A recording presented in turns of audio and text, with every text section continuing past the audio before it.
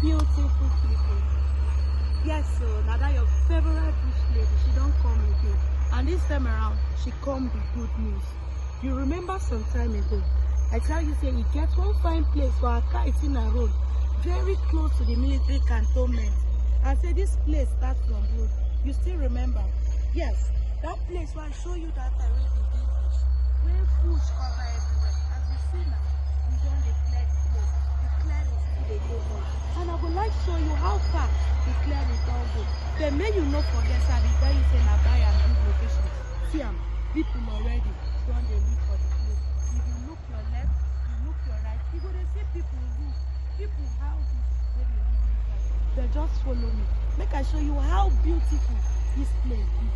As you see this ground, you know be like here water dey stand because that right table land. And this land set in a way where they say, as you just make your payments, bagam we dey allocate to you. So what thing you dey wait for? Come, follow me on Saturday. Make we come see this place.